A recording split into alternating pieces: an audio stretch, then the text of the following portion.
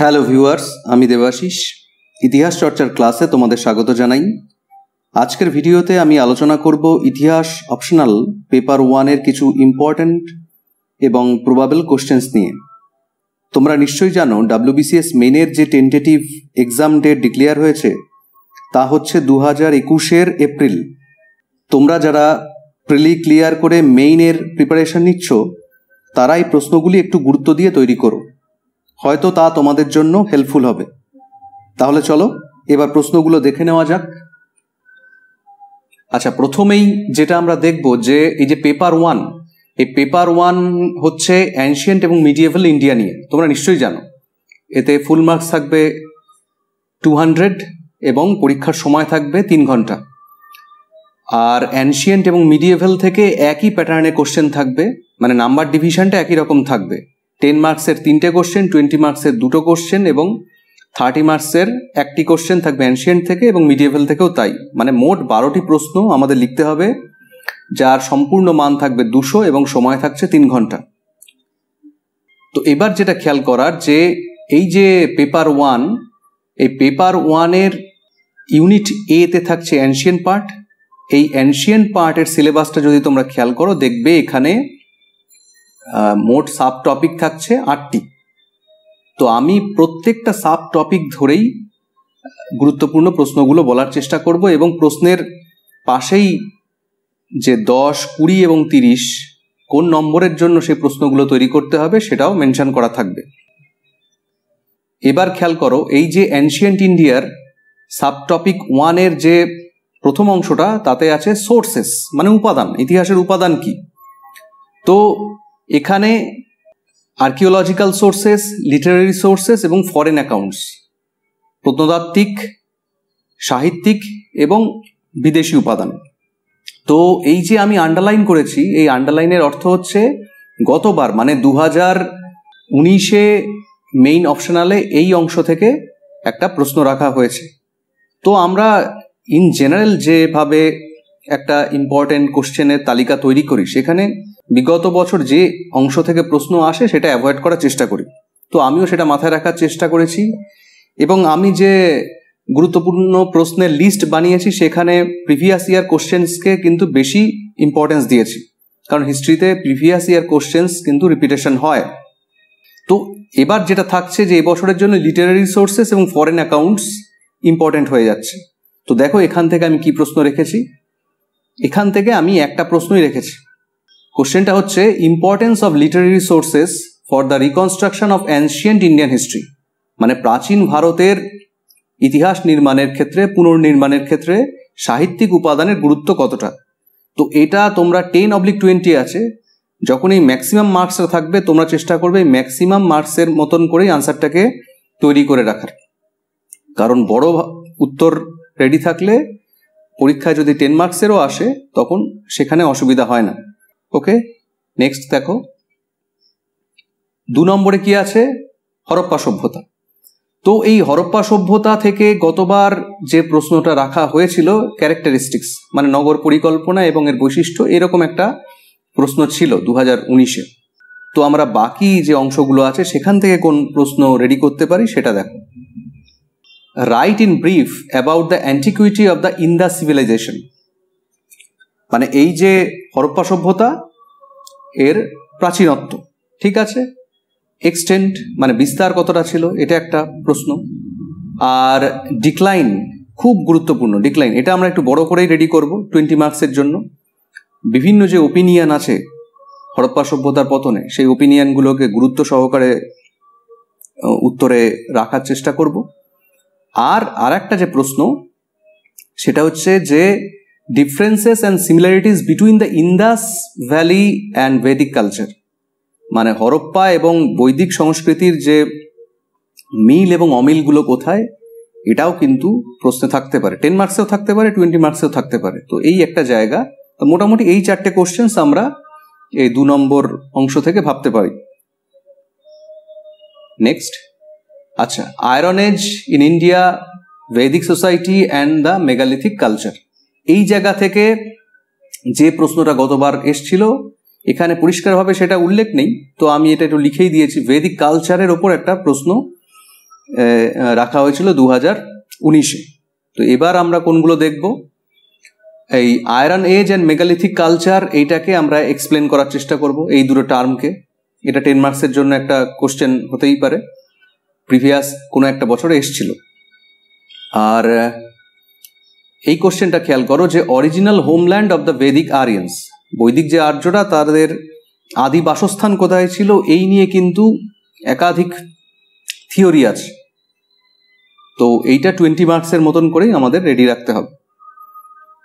Next হচ্ছে, to what extent was later Vedic society different from the early Vedic one, অর্থাৎ ঋগ বৈদিক যুগের সঙ্গে পরবর্তী বৈদিক যুগের সমাজের কি পার্থক্য ছিল। একটা জিনিস মনে রাখবে, এই যে সিলেবাসে খেয়াল করো, early Vedic society, polity, economy, মানে সমাজ, রাজনীতি এবং অর্থনীতি প্রত্যেকটাই গুরুত্বপূর্ণ, এবং প্রত্যেকটাই আর্লি ভেদিকের সঙ্গে লেটার ভেদিকের কি ডিফারেন্সেস, এগুলো আমাদের একটু পড়ার সময় গুরুত্ব দিয়ে পড়তে হবে। তো এইখানে একটা কোশ্চেন আমি রেখেছি যেটা 20 মার্কসের জন্য, এটা সোসাইটির ওপর, ঠিক আছে। এছাড়াও ভেদিক ইকোনমির ওপর 10 মার্কসের, এগুলো 20 মার্কসের মতন করেই করে রাখা উচিত। যদি 10 মার্কসে আসে তো 10 মার্কসে লিখব। আর political life of the Rig Vedic Aryans, এটাও ঋগ ভেদিকের ওপর বলা আছে, লেটার ভেদিকের ওপরেও থাকতে পারে, তো আলাদা করে মেনশন করা হয়নি, কিন্তু এটা তোমরা একটু খেয়াল করো। আর এই পলিটিক্যাল লাইফের মধ্যেই একটা অংশ হচ্ছে সভা এবং সমিতি, ভেরি ভেরি ইম্পর্টেন্ট। এটা কিন্তু সভা সমিতি আলাদা করেই একটা 10 মার্কসের জন্য, এটা 20 মার্কসে কখনোই আসবে না, 10 মার্কসের মতন করে একটা রেডি রাখতে হবে। এটা ঋগ ভেদিক আরিয়ানদের পলিটিক্যাল লাইফের মধ্যেই পড়ছে সভা সমিতি, 10 মার্কসের জন্য। ওকে, নেক্সট খেয়াল করো, মহাজনপদের সময়। তো মহাজনপদের সময় থেকে 2019-এ ফরমেশন অফ টেরিটোরিয়াল স্টেটস, মহাজনপদ, তো এই জায়গা থেকে একটা প্রশ্ন এসছিল। তো বাকি যে অংশগুলো থেকে গেল সেটা হচ্ছে spread of Jainism and Buddhism, তারপরে rise of Magadha and the Nandas, এবং Iranian and Macedonian invasions and their impact. তো এই জায়গাগুলো থেকে আমরা কি প্রশ্ন ভাবতে পারি? দেখো, discuss the socio economic background of the rise of Protestant religious movements in ancient India in the 6th century BC, খ্রিস্টপূর্ব 6ষ্ঠ শতকে এই যে প্রতিবাদী ধর্ম আন্দোলনের উত্থান ঘটেছিল, তার পিছনে আর্থসামাজিক কারণ কি ছিল, কোন ব্যাকগ্রাউন্ড ছিল, এটা 20 মার্কসের মতন করেই রেডি রাখবে। 10 মার্কসে এলে তো কোনো চিন্তা নেই। আর একটা কোশ্চেন হচ্ছে, হোয়াই ডিড বুদ্ধিজম ডিক্লাইন, মানে এই যে ভারতবর্ষ থেকে কিভাবে বৌদ্ধ ধর্মের অবসান ঘটছে, পতন ঘটে যাচ্ছে, আস্তে আস্তে অস্তমিত হচ্ছে। Where as Jainism spread to other parts, যেখানে জৈন ধর্ম কিন্তু ভারতবর্ষের বিভিন্ন অংশে ছড়িয়ে পড়ছে। তাহলে what are the basic similar principles in both Jainism and Buddhism, বৌদ্ধ এবং জৈন ধর্মের যে নীতিগুলো, সেই নীতিগুলোর মধ্যে প্রধান মিল কোথায়, সেইটা আলোচনা করতে বলা হচ্ছে। এটা তোমরা 30 মার্কসের মতন করে রেডি রাখবে, 20 মার্কসেও আসতে পারে। আর what were the factors which contributed to the rise of Magadha as an imperial power, খুব ইম্পর্টেন্ট একটা কোশ্চেন, যে মগধ যে একটি সাম্রাজ্যবাদী শক্তি হিসেবে উঠে এলো, ইম্পেরিয়াল পাওয়ার হিসেবে, তার পিছনে ফ্যাক্টরগুলো কি ছিল, কি কারণ ছিল, এটা 20 মার্কসের মতন করে রেডি করবে। আর 10 মার্কসের মতন করে এই প্রশ্নটা তোমরা তৈরি রাখবে যে পার্সিয়ান এবং মেসিডোনিয়ান ইনভেশন, মানে পার্সিক এবং মেসিডোনীয় যে আক্রমণ ভারতবর্ষে হয়েছিল, তার এফেক্টটা কি ছিল, তার প্রভাব কি ছিল, ফলাফল কি ছিল, ঠিক আছে, ভারতবর্ষের রাজনীতি, অর্থনীতি বা সংস্কৃতিতে তার কি প্রভাব ছিল, এইটা 10 মার্কসের মতন করে রেডি রাখতে হবে। নেক্সট খেয়াল করো, মৌর্য সাম্রাজ্য। তো মৌর্য সাম্রাজ্য থেকে 2019-এ যে জায়গা থেকে প্রশ্ন এসেছিল সেটা হচ্ছে ডিসইন্টিগ্রেশন অব দ্য এম্পায়ার, মানে মৌর্য সাম্রাজ্যের অবক্ষয়, পতন, এই সমস্তকে ফোকাস করে একটা প্রশ্ন রাখা হয়েছিল। তো বাকি যে অংশগুলো থাকছে সেখান থেকে আমরা এই প্রশ্নগুলো তৈরি করতে পারি। Write a short note on the extent of the empire of Chandragupta Maurya. Chandragupta মৌর্যের সময় সাম্রাজ্যের যে বিস্তার কতটা ছিল, একটা শর্ট নোট লেখো, 10 মার্কসের। Kautilya and Arthashastra, very very important, একটা গুরুত্বপূর্ণ উপাদান মৌর্য সাম্রাজ্য সম্পর্কে জানার জন্য। তো এর উপরে একটা 10 মার্কসের মতন করে আমাদের উত্তর রেডি রাখতে হবে। অশোকাস ধম্ম, এখানে সিলেবাসে ধর্ম বলা আছে, ধম্মও থাকতে পারে, ঠিক আছে।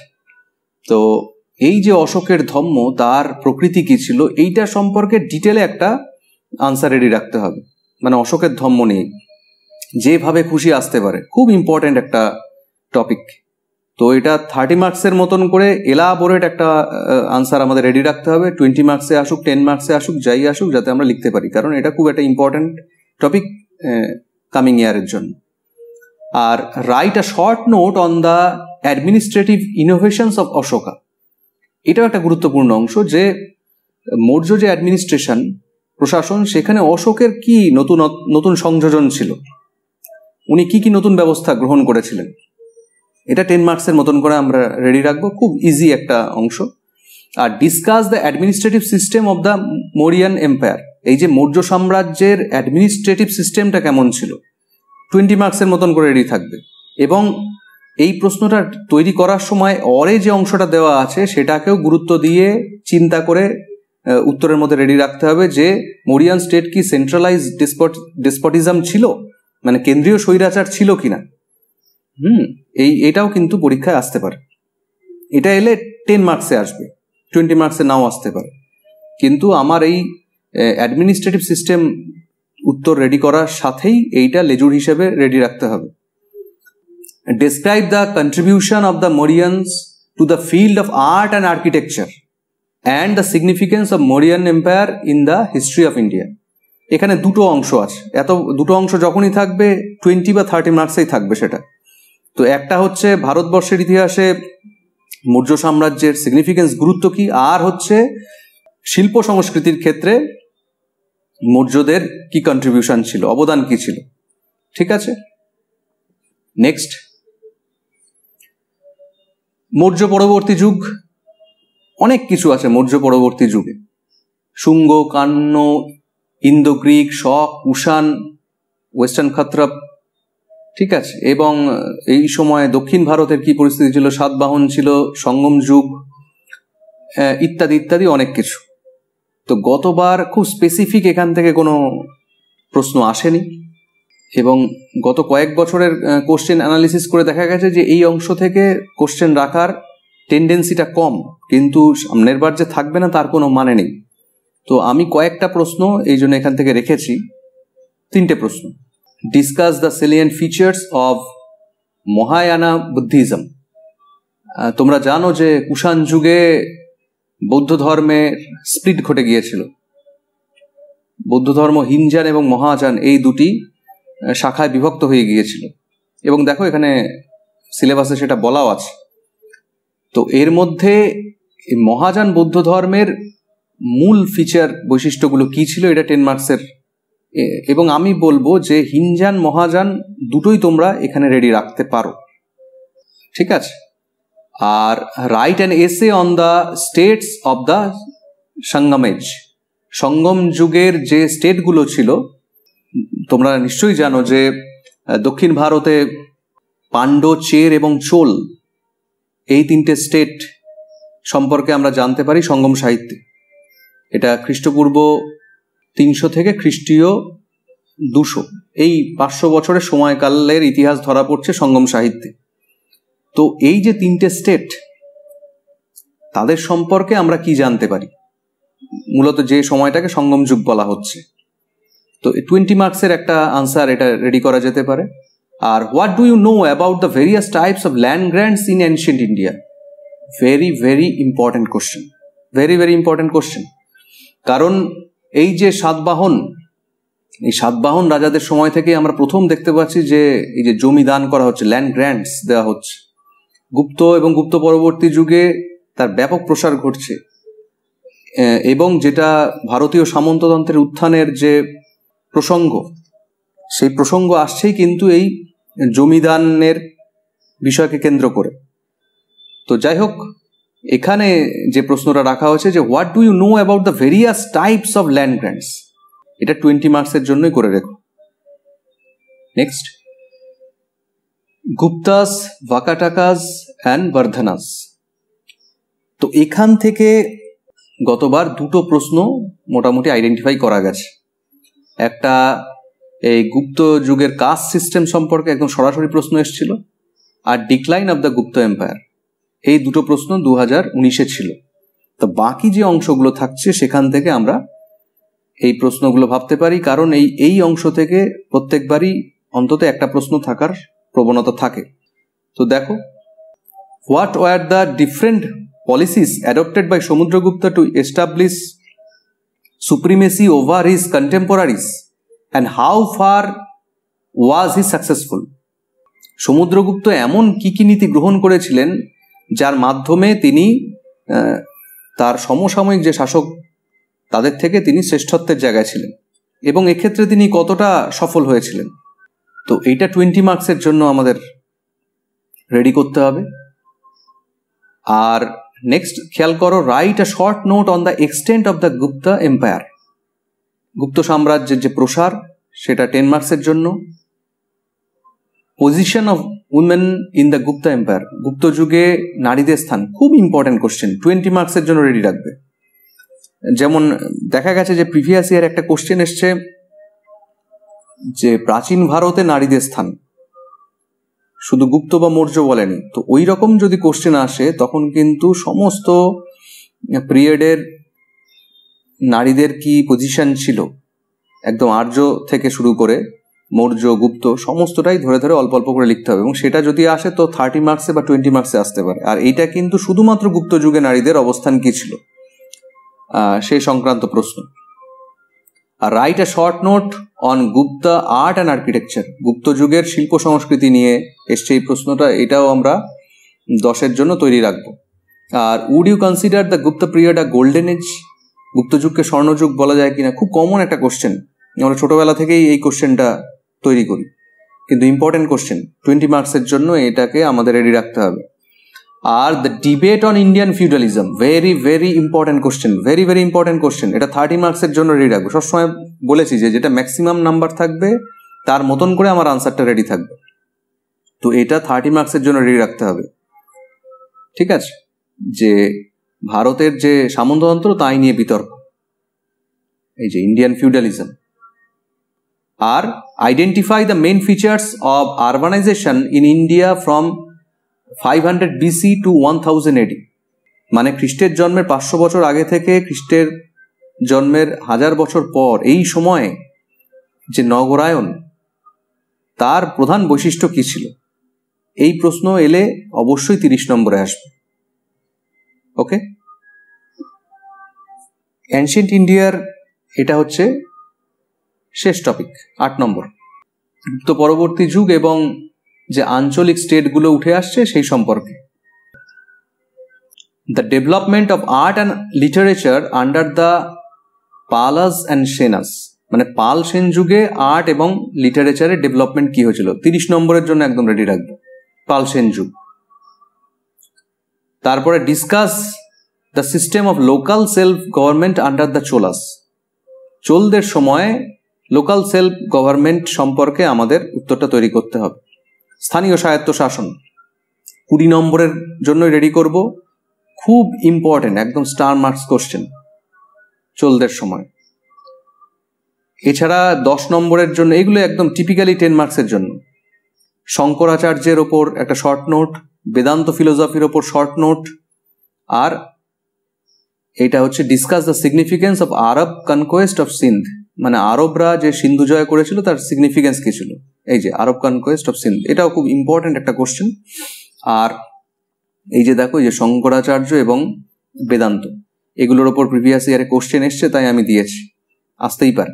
Growth of regional languages and texts in India from the 8th century to 12th century AD, এই সময়কালের মধ্যে যে আঞ্চলিক সাহিত্যের যে গ্রোথ, তার উপর একটা 30 নম্বরের প্রশ্ন প্রিভিয়াস ইয়ারে এসছে, এবং এটা আমার মনে হয় যে এবার করা উচিত। এই যে রিজিয়নাল ল্যাঙ্গুয়েজেস অ্যান্ড টেক্সটস, এর উপরে কোশ্চেনটা রাখা হয়েছে। Are the position of women in ancient India, এটা আমি একটু আগেই বললাম যে প্রাচীন ভারতে নারীদের স্থান, এটাও কিন্তু প্রিভিয়াস ইয়ারে এসছিল এবং আমার মনে হয় বেশ গুরুত্বপূর্ণ প্রশ্ন এবারের জন্য। তো অ্যানশিয়েন্ট ইন্ডিয়া থেকে আমরা মোটামুটি, আমি জানি তোমরা আরো অনেক হয়তো প্রশ্ন তৈরি করছো, কিন্তু এই প্রশ্নগুলোকে অবশ্যই একটু গুরুত্ব দিও। এবার যেটা দেখার, যে এই সিলেবাসে মিডিয়েভাল ইন্ডিয়া ইউনিট বি এর জন্য কটা অংশ আছে। ইউনিট বি এর জন্য 4টে অংশ রাখা হয়েছে। তো চলো এবার ইউনিট বি এর এই 4টে অংশ থেকে কি কি প্রশ্ন করতে হবে সেগুলো আমরা একটু দেখে নিই। প্রথম অংশে বলা আছে major political developments in India during 13th to 15th century. এই সময়কালটা দেখেই বুঝতে পারছো যে এই সময়ের পলিটিক্যাল ডেভেলপমেন্ট মানে হচ্ছে সুলতানি যুগ, এবং সুলতানি যুগের অবক্ষয়ের যুগে যে আঞ্চলিক শক্তিগুলো উঠে এসেছিল, মানে বিজয়নগর, বাহামনি, বাংলা, ইলিয়াস শাহী, হুসেন শাহী বংশ এবং কাশ্মীর, গুজরাট, এই নিয়েই মোটামুটি এই অংশটা, এটা রাজনৈতিক দিকটাকে ফোকাস করা হয়েছে। তো এখান থেকে আলাউদ্দিন খলজির ইকোনমিক রিফর্মস থেকে একটা কোশ্চেন এসেছিল, মোহাম্মদ বিন তুগলক থেকে একটা প্রশ্ন 19-এ এসেছিল, আর ইলিয়াস শাহী বংশ থেকে এসেছিল। তো বাকি অংশগুলো থেকে আমরা এই প্রশ্নগুলো কনসিডার করতে পারি। Explain the causes of failure of the Hindus against the early Turkish attacks in India. প্রাথমিকভাবে যে ভারতবর্ষে তুর্কি আক্রমণ, সেই তুর্কি আক্রমণকে প্রতিহত করতে হিন্দুরা কেন ব্যর্থ হলো, সেই সম্পর্কে আমাদের একটা উত্তর তৈরি রাখতে হবে। Determine the significance of Mahmud of Ghazni's invasion. গজনির সুলতান যে মামুদ, তার ইনভেশনের অভিযানের গুরুত্ব কি ছিল ভারতবর্ষের ইতিহাসে। এগুলো টিপিক্যালি 10 মার্কসেরই আসবে, বেশি বড় হবে না, 10 নম্বরের জন্যই যথেষ্ট। আর খেয়াল করো পরের দুটো প্রশ্ন, যে evaluate Ziauddin Barani as a historian. ঐতিহাসিক হিসেবে জিয়াউদ্দিন বারানিকে আমরা ইভালুয়েট করব। একইভাবে আমির খসরু, আর একজন বিখ্যাত ঐতিহাসিক এবং পলিটিক্যাল থিঙ্কার, তার সম্পর্কেও আমাদের একটা উত্তর রেডি রাখতে হবে। ঠিক আছে। Discuss the Balban's theory of kingship, very very important. রাজতান্ত্রিক আদর্শ, দুজনের রাজতান্ত্রিক আদর্শ আমরা এই সময় পর্বে পাই, একজন বলবন আর একজন হচ্ছে আলাউদ্দিন খলজি। তো আলাউদ্দিন খলজির ইকোনমিক রিফর্ম খুব গুরুত্বপূর্ণ। তো যখন এই জায়গা থেকে এসছে আমরা একটু স্কিপ করে গিয়ে বলবনের যে রাজতান্ত্রিক আদর্শ সেটাকে এবার পরীক্ষার জন্য বেশি জোর দেব। আর what were the consequences of the invasion of Mongols on the policies of Delhi sultanate. এই যে মঙ্গলদের অভিযান, তোমরা জানো যে ইলতুৎমিশের সময় থেকে আমরা প্রথম মঙ্গল ইনভেশন দেখতে পাচ্ছি, বলবন এবং তার পরবর্তী সময়েও এটা চলেছিল। তো এর ফলে এই যে মঙ্গল ইনভেশন, মঙ্গলদের অভিযান, এর কনসিকুয়েন্সেস, এর প্রভাব কি পড়েছিল দিল্লি সুলতানির রাজনীতিতে। তো তার উপরে আমাদের 20 মার্কসের একটা কোশ্চেন, কারণ এখানে সমস্ত শাসকদের পলিসি কিন্তু কম বেশি তুলে ধরতে হবে, যে বলবনের সময় কি পলিসি, আলাউদ্দিন খলজি কি নীতি গ্রহণ করেছিলেন, বা এই যে মোহাম্মদ বিন তুগলক কি নীতি নিয়েছিলেন, ইত্যাদি ইত্যাদি। আচ্ছা, নেক্সট হচ্ছে discuss the reforms of Firoz Tughlaq. Firoz তুগলকের সংস্কার নিয়ে আলোচনা করতে হবে, এবং how far was he responsible for the decline of the Delhi sultanate, এবং ওনার এই রিফর্মসগুলোর জন্য বা ওনার অ্যাক্টিভিটিসের জন্য তিনি কতটা দায়ী ছিলেন দিল্লি সুলতানির পতনে।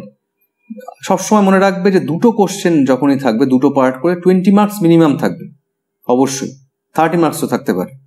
তো এটা আমরা 20 মার্কসের জন্যই রেডি রাখতে পারি। আর আরেকটা জিনিসও বলে রাখি, 20 মার্কসের জন্য উত্তর তৈরি থাকলো। 30 নম্বরে যদি সেই প্রশ্নটা আসে তো কোনো চিন্তা নেই, তোমরা নির্দ্বিধায় সেই উত্তরটা 30 নম্বরে লিখতে পারবে, যে অনেক টেনে লম্বা করার কোনো দরকার নেই।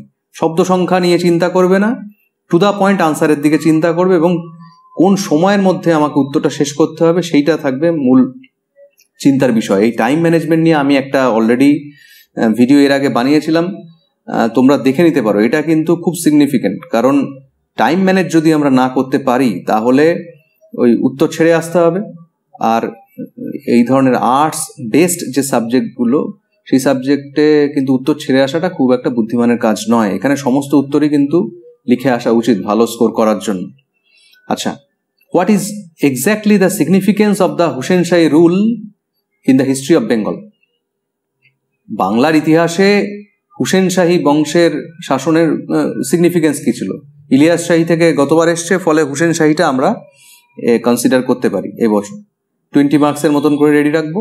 আচ্ছা, write a note on the Vijayanagar Bahmani contest, খুব একটা ইম্পর্টেন্ট টপিক, ইজি একটা টপিক, যে বিজয়নগর বাহামনি যে সংঘাত, এর উপরে একটা উত্তর আমাদের রেডি রাখতে হবে। আচ্ছা, administrative system of Vijayanagar empire, বিজয়নগরের প্রশাসনিক ব্যবস্থা এবং economy and society in the Vijayanagar empire with reference to the accounts of foreign traveller, very very important একটা অংশ।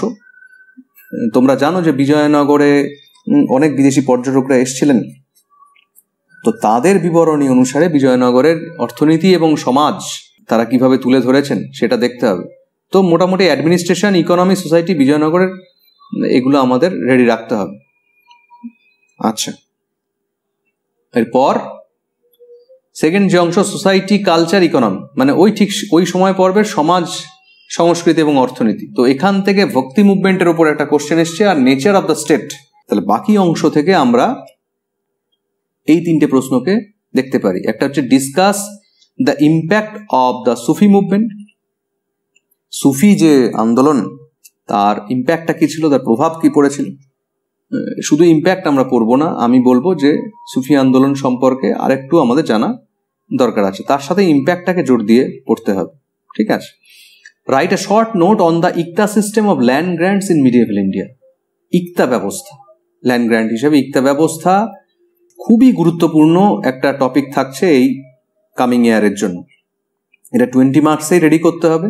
Are the impact of Islam on Indian society and religion and vice versa from the 13th to 16th centuries, এই ত্রয়োদশ থেকে ষোড়শ শতকের মধ্যে ইসলামের যে প্রভাব ভারতবর্ষের সমাজ এবং ধর্মের ক্ষেত্রে, এইটা কিন্তু একটা 30 নম্বরের প্রশ্ন হিসেবে আমাদের তৈরি রাখতে হবে। Next, major political developments in India during 16th and 18th centuries, সময়টা খেয়াল করো, সময় খেয়াল করলে বোঝা যাচ্ছে যে এইটা হচ্ছে মুঘল যুগ এবং পরবর্তী মুঘলদের সময়কাল নিয়েই এই সময়ে ইতিহাস আবর্তিত হয়েছে। তো এই সময়ের পলিটিক্যাল ডেভেলপমেন্টটা প্রথম আমরা দেখব। তো এখান থেকে 2019-এ Mughal Afghan contest for supremacy, এই জায়গার ওপর একটা একদম স্ট্রেট ফরওয়ার্ড কোশ্চেন ছিল, আর সেইভাবে স্ট্রেট কোশ্চেন আর এখান থেকে কিছু ছিল না। তো আমাদের এই প্রশ্নগুলো কিন্তু সামনের পরীক্ষার জন্য তৈরি থাকতে হবে। Do you agree with the view that the reign of Shah Jahan marks the climax of the Mughal dynasty and empire, যে এটা একটা মত যে মুঘল সাম্রাজ্যের ক্ষেত্রে শাহজাহানের শাসনকাল একটা অন্য মাত্রা নিয়েছিল। তো এই মতটাকে তুমি সমর্থন করো কিনা? কারণ অনেকেই শাহজাহানের সময়কালকেও স্বর্ণযুগ বলে, অন্তত স্থাপত্যের ক্ষেত্রে তো স্বর্ণযুগ বলে। তো এই একটা উত্তর, এবং এই উত্তর অবশ্যই 20 নম্বরের মতন করেই তৈরি রাখতে হবে, এটা 10 মার্কসে কখনোই আসবে না। আচ্ছা, discuss the impact of Aurangzeb's Deccan policy on the Mughal empire, ঔরঙ্গজেবের দাক্ষিণাত্য নীতির প্রভাব কি পড়েছিল মুঘল সাম্রাজ্যের ওপর। এইটা 10, এটা আমার উচিত ছিল 20 অবলিকে দিয়ে দেওয়া, 20 মার্কসের মতন করেই তোমরা রেডি রেখো। আচ্ছা, how did a political crisis develop in India after the death of Aurangzeb, ঔরঙ্গজেবের মৃত্যুর পর কি ধরনের রাজনৈতিক সংকট তৈরি হচ্ছে, ভারতবর্ষের রাজনীতিতে আমরা কি ধরনের সংকট দেখতে পাচ্ছি। তো এটা 20 মার্কসের মতন করেই তৈরি রাখতে হবে। আর give a critical account on the Maratha administration under শিবাজির সময় মারাঠা অ্যাডমিনিস্ট্রেশন, তার সম্পর্কে উত্তর একটা তৈরি করতে হবে 20 মার্কসের জন্য। আর Mughal Maratha conflict during 17th and 18th century, মানে সপ্তদশ অষ্টাদশ শতকে মুঘল মারাঠা যে সংঘাত, তো এই সংঘাত মুঘল সাম্রাজ্যের ভাগ্যকে কিভাবে প্রভাবিত করেছিল, তাই নিয়েই হচ্ছে এই প্রশ্নটা 20 মার্কস, এটা এসেছিল প্রিভিয়াস কোনো একটা বছরে, খুব ভালো প্রশ্ন। ঠিক আছে, তো এটা 20 মার্কসের জন্যই তৈরি রাখতে হবে। আচ্ছা, নেক্সট হচ্ছে right a short note on the peasant revolt during the Mughal rule. এই যে পিজেন্টস রিভোল্ট, এই সময় দেখো জাত, শটনামি, আরো অন্যান্য যে কৃষকরা মুঘলদের বিরুদ্ধে বিদ্রোহ করছে মুঘল শাসনের বিরুদ্ধে, তো তার উপরে একটা প্রশ্ন 20 মার্কসের। আচ্ছা, the debate on the decline and disintegration of the Mughal empire. এই যে মুঘল সাম্রাজ্যের পতন এবং অনৈক্য, এই নিয়ে যে বিতর্ক, ঐতিহাসিক বিতর্ক, সেইটা আমাদের তৈরি রাখতে হবে 30 নম্বরের জন্য। Are the process of state formation in India in the 17th 18th centuries, the emergence of regional states, খুব ইম্পর্টেন্ট একটা টপিক। এই যে rise of the regional state, এই যে আঞ্চলিক শক্তিগুলোর উত্থান ঘটছে, বেঙ্গল, হায়দ্রাবাদ, আওয়াধ এবং মারাঠাদের উত্থান ঘটছে, এর প্রসেস নিয়ে। ঠিক আছে, আচ্ছা, এবার নেক্সট যে টপিক এবং last topic, society, culture, economy during the 16th and 18th century, একই সময়ের সমাজ, সংস্কৃতি এবং অর্থনীতি। তো এখানে গতবার যে প্রশ্নটা রাখা হয়েছিল, খুব straightforward question, Mughal art architecture. আর একটা প্রশ্ন ছিল, সেটা হচ্ছে সম্রাট আকবরের সময়ের রাজস্ব ব্যবস্থা। তো সেটা সরাসরি কোথাও মার্ক করা যায়নি বলে আমি করিনি, এখানে বলে রাখলাম। তো এরপর আমাদের যেগুলো তৈরি রাখতে হবে সেটা হচ্ছে Sher Shah as an innovator or a reformer. যে শেরশাহকে আমরা উদ্ভাবক না সংস্কারক বলব। দারুণ প্রশ্ন এবং খুব ইম্পর্ট্যান্ট একটা প্রশ্ন, এটা কিন্তু তোমরা তৈরি রেখো। ঠিক আছে, এই যে অ্যাডমিনিস্ট্রেটিভ সিস্টেম শেরশাহ টু আকবর, এই অংশের মধ্যে পড়ে এটা। আচ্ছা, examine the সেলিয়েন্ট features of Akbar's religious policy. আকবরের ধর্মীয় নীতি, ভেরি ইম্পর্টেন্ট এই টপিকটা কামিং ইয়ারের জন্য। আকবরের ধর্মনীতি, আকবরের ধর্মনীতি সম্পর্কে ডিটেলে রেডি রাখবে, যেভাবেই প্রশ্ন আসুক যেন উত্তর করা যায়। এবং আকবরের ধর্মনীতি থেকে 10 বা 20 মার্কসের যে কোনোভাবেই প্রশ্ন আসতে পারে। Analyse the religious policy of Aurangzeb, ঔরঙ্গজেবের সময়ের ওনার যে ধর্মনীতি তার উপরে, এবং সেটাও 20 মার্কসের মতন করেই আমরা রেডি রাখবো। আচ্ছা, major feature of the mansabdari system of Akbar, আকবরের সময় যে মনসবদারি ব্যবস্থার প্রধান বৈশিষ্ট্য কী ছিল, আর what changes were introduced in the system under Akbar's successors, আকবরের যে উত্তরসূরিরা তারা কি পরিবর্তন নিয়ে এসেছিল এই মনসবদারি ব্যবস্থা। এটা 20 মার্কসের জন্যই আসবে যদি এইভাবে আসে। আর শুধু যদি সেলিয়েন্ট ফিচার্স আসে মনসবদারি সিস্টেমের, তাহলে হয়তো 10 মার্কসে আসতে পারে। তো এইটা আমরা 20 মার্কসের জন্য তৈরি রাখবো। Write a short note on the jagirdari system of Mughal period, মুঘলদের সময় জাগিরদারি ব্যবস্থা, এটা 10 নম্বর। এইভাবে এলে 10 নম্বরেই আসবে। এবার এর সাথে যদি এমন প্রশ্ন জুড়ে দেওয়া হয় যে মুঘল সাম্রাজ্যের পতনেই জাগিরদারি ব্যবস্থা কতটা দায়ী ছিল, তখন কিন্তু 20 মার্কসে আসতে পারে। তো জাগিরদারি সিস্টেম যখন তোমরা রেডি রাখবে, এটা মুঘল সাম্রাজ্যের পতনে কতটা ইম্প্যাক্ট ফেলেছিল সেটাও একটু রেডি রেখো সাথে। আর write a note on Mughal painting, Mughal painting এই যে খুব গুরুত্বপূর্ণ মুঘল পেন্টিং। তো আর্ট আর্কিটেকচার ইম্পর্টেন্ট জায়গা ছিল, যেহেতু এটা গতবার এসে গেছে, তো পেন্টিংটা আমরা দেখতে পারি। আর economy of the Mughal empire, মুঘল সাম্রাজ্যের অর্থনীতি 30 মার্কসের জন্য ভেরি ইম্পর্টেন্ট। অবশ্যই তোমরা এইটাকে খুব সুন্দরভাবে তৈরি রাখবে। জীবন মুখোপাধ্যায়ের বই তোমরা দেখতে পারো, খুব সুন্দরভাবে পয়েন্ট ওয়াইজ করা আছে, তোমরা লিখে নিতেই পারবে। Are the growth of British power in the 18th century, দেখো একদম last topic, coming of the European merchants and trade revolution. তো এই যে ইউরোপীয় যে মার্চেন্টদের আগমন, সেখান থেকেই একটা প্রশ্ন যে the growth of British power in the 18th century, এটা 30 মার্কসের মতন করে আমাদের তৈরি রাখতে হবে। তাহলে এই হচ্ছে মোটামুটি পেপার 1-এর সম্ভাব্য এবং গুরুত্বপূর্ণ প্রশ্ন হিস্ট্রি অপশনালের জন্য, যেগুলো তোমরা তোমাদের নিজস্ব যে প্রিপারেশন তার সাথে এগুলোকে একবার একটু গুরুত্ব দিয়ে তৈরি করো। আশা করি এই আলোচনাটা তোমাদের কাছে হেল্পফুল মনে হয়েছে। তো নেক্সট ভিডিওতে আমি এইভাবেই এই সেম মেথডে পেপার 2 এবং তার যে গুরুত্বপূর্ণ এবং সম্ভাব্য প্রশ্ন তা নিয়ে ডিসকাশন করার চেষ্টা করব। তো দেখা হচ্ছে নেক্সট ভিডিওতে। বাই।